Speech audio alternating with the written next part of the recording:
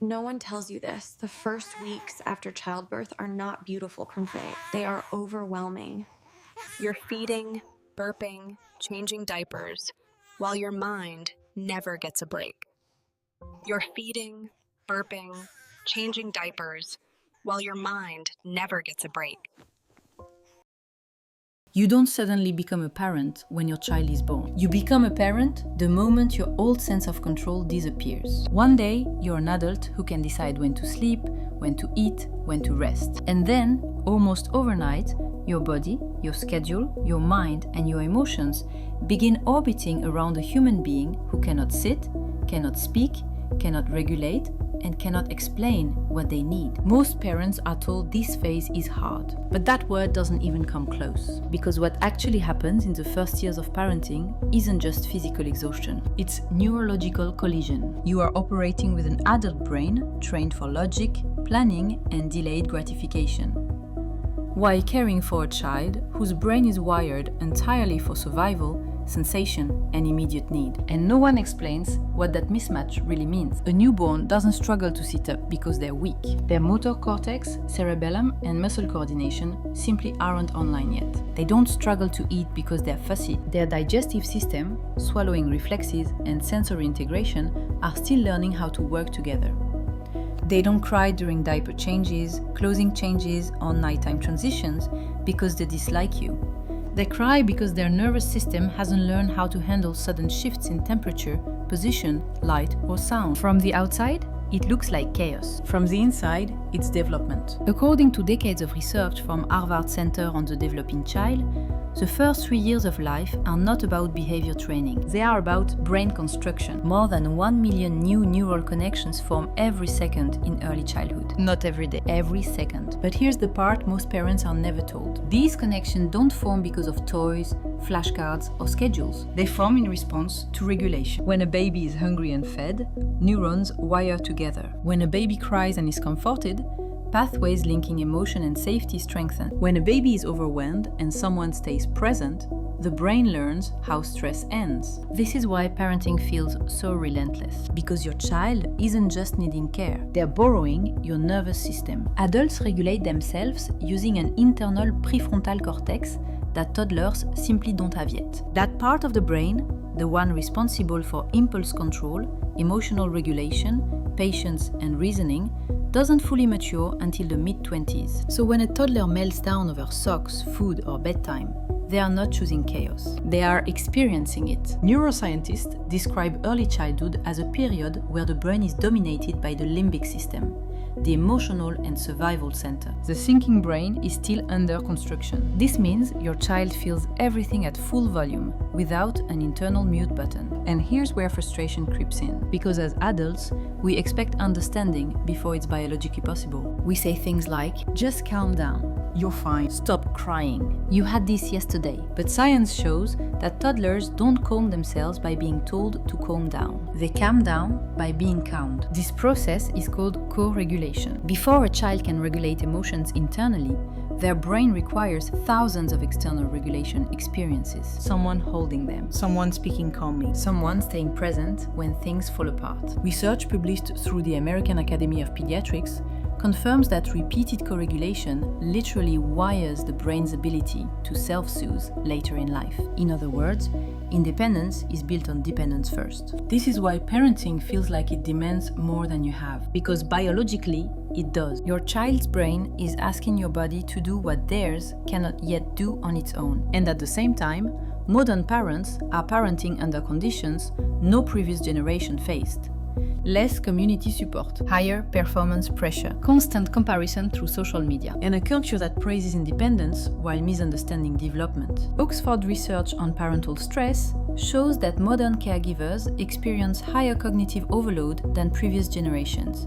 Not because they are weaker, but because expectations are misaligned with biology. You're expected to function like a calm, regulated adult while running on broken sleep, emotional labor, and constant vigilance. That's not a personal failure. That's a biological impossibility. And yet, many parents quietly blame themselves. They wonder why they feel irritated by constant touch, why they snap at bedtime, why patients feel thinner than it used to be. What's actually happening is something researchers call nervous system fatigue. When your body spends hours responding to crying, holding tension, soothing distress, and staying alert, your own stress response system gets taxed. Your cortisol rises. Your window of tolerance shrinks. Your brain shifts from reasoning to survival. So when parenting feels overwhelming, it's not because you lack love. It's because your nervous system is working overtime. Longitudinal studies following parents across early childhood show that overwhelm peaks not because parents care less, but because they care constantly. And this is where one of the most harmful myths shows up. The idea that good parents are calm all the time. In reality, healthy parenting isn't about never losing patience. It's about repair. Neuroscience shows that children don't need perfect emotional environments. They need resilient ones. When a parent becomes dysregulated and then repairs, by reconnecting, softening, and restoring safety, the child's brain learns something critical. Emotions can rupture relationships, and relationships can heal. That lesson shapes future attachment, emotional security, and stress resilience far more than constant calm ever could. So when your child struggles to sleep through the night, it's not manipulation. It's circadian rhythms still calibrating. When they resist eating, it's not defiance. It's sensory development and control emerging. When they cry during transitions, it's not stubbornness. It's an immature nervous system processing change. And when you feel stretched thin, exhausted, and emotionally raw, it's not because you're failing. It's because you're doing one of the most neurologically demanding tasks a human can do. You're helping another brain grow. And the most important thing to understand, especially in these early years, is this. Your child does not need you to perform parenting. They need you to provide safety, not perfection, not constant stimulation, not endless strategies. Presence. Because every time you show up, especially when it's hard, you are shaping how your child's brain understands the world. Not as a place that is always calm, but as a place where distress is survivable. And that understanding becomes the foundation for everything that comes next. As children grow, something subtle but powerful begins to happen. Their bodies gain strength. Their words begin to form. Their preferences become louder. And adults often mistake this for willfulness. We call it defiance. We call it attitude. We call it testing limits. But neuroscience calls it something else. Emerging autonomy.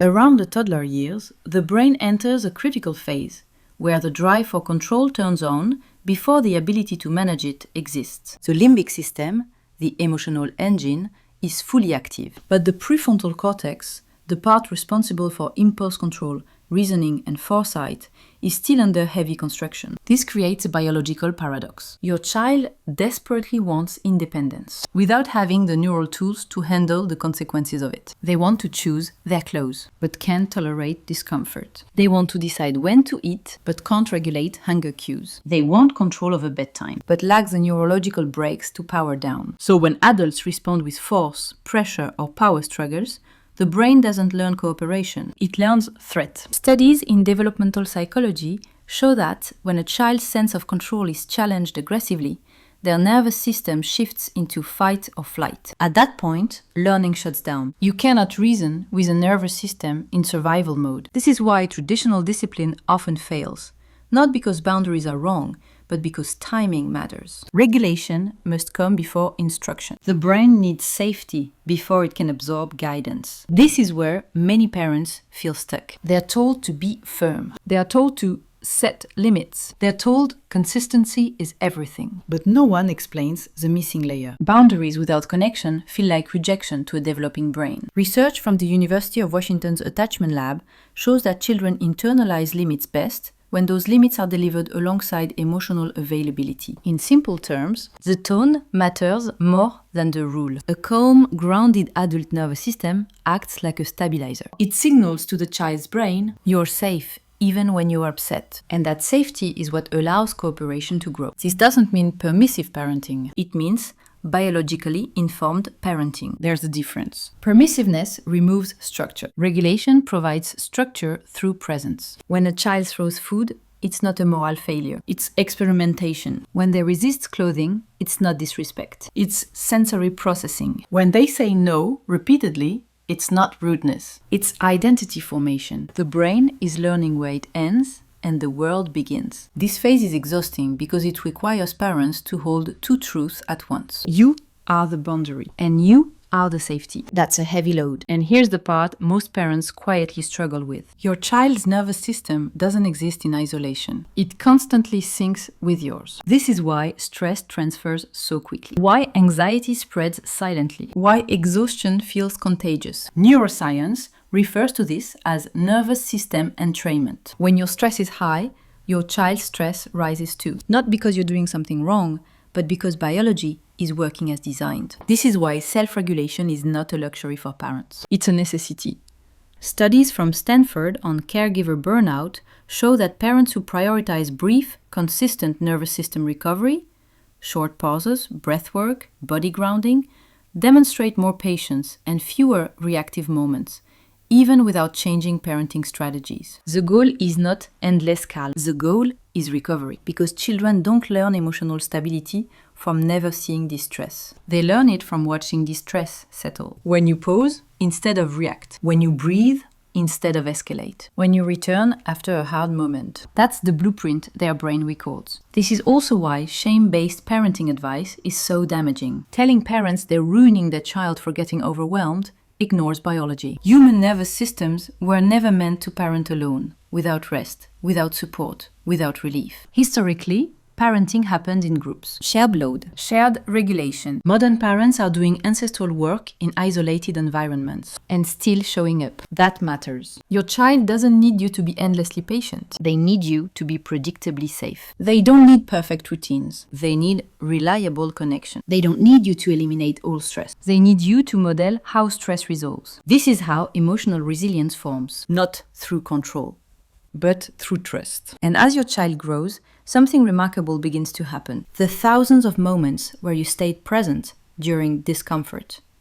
They begin wiring inward. The brain slowly builds its own regulatory capacity. What once required your arms becomes an internal skill. What once needed your voice becomes inner dialogue. This is how dependence transforms into independence, not by force, by design. So when parenting feels repetitive, draining, or invisible, remember this. You're not just managing behavior. You are building neural architecture. You are teaching a developing brain how to exist in a complex world. And even on the days that feel messy, loud, and unresolved, your presence is doing more than you can see. Because long after the crying ends and the sleepless nights pass, what remains is a nervous system that learned one essential truth early in life. When things fall apart, connection remains. And that understanding becomes the foundation for confidence, resilience, and emotional strength for years to come.